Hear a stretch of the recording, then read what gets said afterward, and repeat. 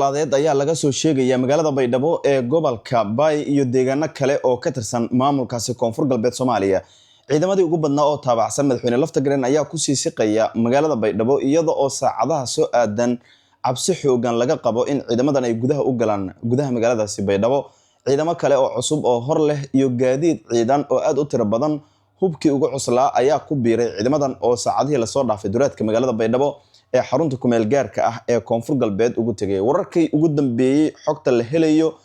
sidoo kale waxaad daawan doontaan oo aan idin soo gudbin doonaa sida xaaladda magaalada Baydhabo ay tahay iyo maalmihii la soo dhaafay sida ay ahayd. Wararkaasi oo idil ayaan halkan idinku soo koobi doonaa. Galmudug kama marno oo xaaladeedu iyadana ay cakiran tahay. Wararkii ugu dambeeyay xaalad dagaal oo laga cabsi qabo saacadaha soo aadan ciidamo cusub oo dowladda federaalka Soomaaliya oo la sheegay inay ku biirayaan meelo badan oo ka tirsan isla maamulkaasi Galmudug ayaa la warinayaa in ay gaari doonaan qorqor iyo sidoo kale Xasan Sheekh Maxamuud arintooda halkii ugu dambeysay ayay gaartay. Mahad Maxamed Salaad taliyihii nabad sugidda iyo sirdoonka qaranka Soomaaliyeed ee nisana arrimo dhowr ah ayuu ka hadlay. Waxaan idin soo gudbin doonaa qodobadaasi oo idil saaxiibayaal haddii aad tahay markaa kugu horeysay soo boqoto nagu soo biir saaxiibada la sii wada qaybta hoose ee faaladan aragtida nagu la wadaaga mar kale soo dhawaada saaxiibayaal. Galmudug aan ku bilaabaynay qorqor oo ah madaxweynaha muddo dhaafka ah ee Galmudug ayaa la warinayaa in ciidamadii ugu badnaa caawa uu isugu geeyay meelo badan oo ka tirsan maamulkaasi Galmudug. Magaalada Dhuusamareeb inteeda badan waa ay kala xiran tahay dadka shacabka qaybtood waxaa la sheegay inay banaanka magaalada aadeen si ay kaga fogaadaan khasaare ka soo gaara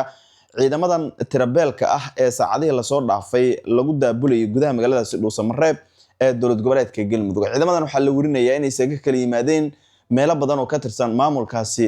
gobolkaasi Galgaduud iyo sidoo kale Mudug. Xaradheere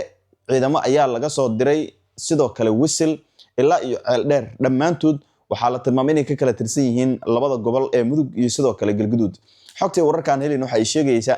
ay sheegayaan in Axmed Cabdi Kaariye Qorqor xubnihii golaha wasiirada ahaa durba ay bilaabeen in si toos ah ay u sheegeen in isdhiibeen oo dowladda dhexe ee Soomaaliya isu dhiibeen. Arrintaas waa arrin saacadihii la soo dhaafay si weyn loo baahinayay laakiin waxa aan wararka aan helayno ay sheegayaan in dhaqdhaqaaqyo ciidan oo aad u xoogan halkaasi ay ka bilowdeen laakiin lama oga si rasmi ah in Qorqor uu isu dhiibi doono dowladda dhexe ee iyadan waqtigeedu dhamaaday iyo sidoo kale guud ahaanba xubnaha siyaasiyiinta ay sida weyn uga aragtida duban madaxweyne Qorqor. dhinaca kale ahlu sunna wal jamaa ururkii markaasi horay ay dowladda farmaajo ugu biirisay maamulka Galmudug ayaa iyadana ciidamadeedu waxay bilaabeen in dhaqdhaqaaq ciidan oo aad u xoogan oo ay ka wadaan duleedka iyo deegaano badan oo ka tirsan magaalada Dhuusamareeb ee dowlad goboleedka Galmudug. Xaalad cakirnaan ah ayaa jirta. Ciidamadii ugu badnaa ayaa saacadihii la soo dhaafay meel walba laga kala keenay. Ma jirto ilaa iyo hadda waan rasmi ah oo labada dhinacba la dhexdhigay ama xitaa wada hadal rasmi ah oo ay Galmudug ku doonayso in lagu hakiyo colaadan. Horay mas'uuliyiin kala duwan oo Galmudug uga soo jeeda oo siyaasiyiin u badan ayaa tilmaamay in arrintan haddii ay cirka isku sii shirarto ama dowladdu ay qaado tallaabo ay keeni karto in Muqdishona ay xaalad amni darro markaasi ay ka dhalato. Xildhibaan Saadaq John ayaa kamid ahaa dadka sida weyn arrimahaasi uga faallooday laakiin waxaa la warinayaa in xaaladdu hadda ay tahay mid degan marka kasii dambeysana markaasi laga yaabo in gacan ka hadal uu dhexmaro. Waxaa la arkayay ciidan tirabeel ah oo aad u tiro badan oo dowladda federaalka Soomaaliya la sheegayo qaarkood inay ka socdaan qaarna la sheegayo in beesha uu ka soo jeedo madaxweyne Qorqor iyo beelaha kale ee ku garabka ahba dhammaantood ay dhashiikayaal iyo gaadiid cabdibilayaal oo ay qoryahaasi ku rakiban yihiin ay soo direen meelo badan oo ka tirsan maamulka Galmudug si gaar ah gobolada Galgaduud iyo Mudugna laga warinayo in ay kalkaasi ka imaan doonaan. Waxa xaaladdu ay tahay mid degan laakiin magaalada Dhuusamareeb gudaheeda waxaa la warinayaa checkpoint kasta in lagu arkayo ciidamo ka tirsan kuwa dowladda taasi oo ay sheegeen dadka deegaanka inay isugu jiraan nabad sugid military iyo ciidan booliis ah oo dhammaantoodba aad u hubeysan xilligana la isku hub qaadanayo dhinaca dowladda federaalka Soomaaliya iyo maamulka Galmudugba. Waxaa sidoo kale la arkayaa qoryaha culus ee jiibka loo yaqaano iyagana gawaari ay ku rakiban yihiin oo in badan oo kamid ah gudaha magaalada Dhuusamareeb daafaheedu la tilmaamay in la dhigay taasi oo keeni karta in xaaladdu haddii ay gacan ka hadal gaarto in magaaladu ay ka dhici karaan khasaare kala duwan oo isugu jira dhimasho iyo dhaawac. Mahad Maxamed Salaad taliyaha nabad sugidda iyo Xasan Sheekh Maxamuud markaasi madaxweynihii hore ee Jamhuuriyadda Federaalka Soomaaliya ayaa la tilmaamay in wada hadal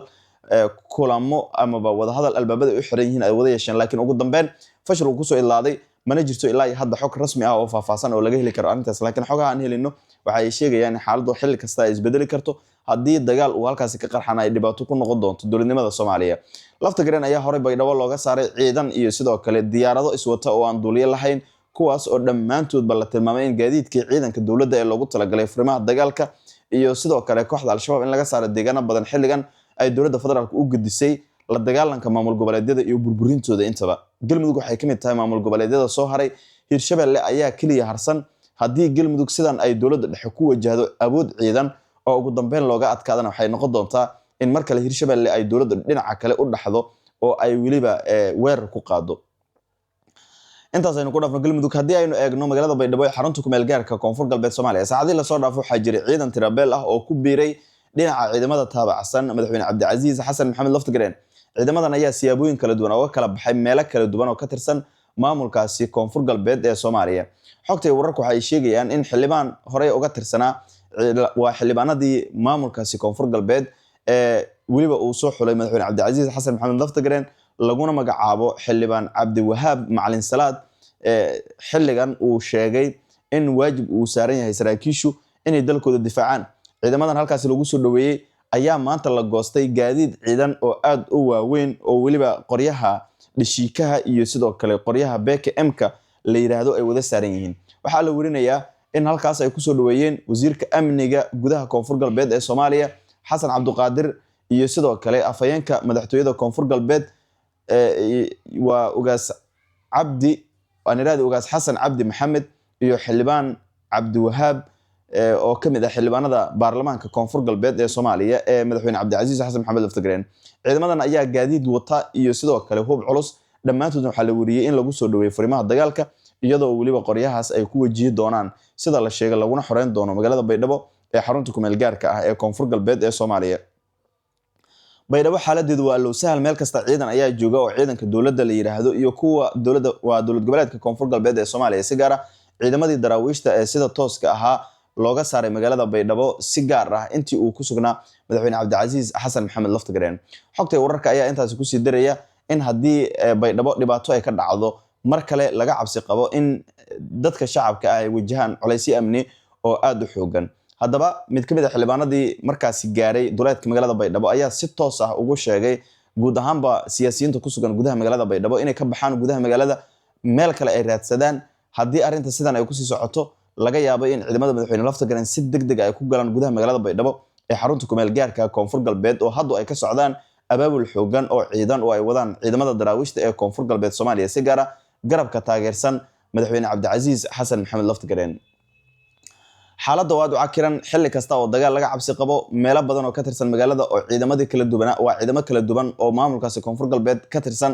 kuwa dowladda federaalka Soomaaliya garab ka helayna lagu arkayo dadkii shacabka oo qaarkood walwal xoogan uu soo wajahay iyo guud ahaan xaaladda magaalada Dhuusamareeb oo iyadana ciidamo tirabeel ah saacadii la soo dhaafay lagu daabulay duleedkeeda ciidamada ugu badnaa ayaa jooga ilaa iyo haddana wali waxa la warinaya in ciidamo kale oo hor leh ay soo baxayaan kuwaas oo guud ahaanba ku beeraya howlgalladan ay dowladdu ku doonayso inay xoog kula wareegto gudaha magaalada Dhuusamareeb. waxa ku soo kordha barnaamijyadeena wararkeena dambe ayaan idinku soo gudbin doonaa idinka ayaana noqon doona dadka ugu horeeya xogaha seela. haddii aad ilaa dhamaadkana la soo gaartay waxaan ka codsanayaa inaad nagu soo biirto saaxiibada la sii wadaagto qaybta hoose ee faaladan aragtiina lagu la wadaagtan saaxiibayaal.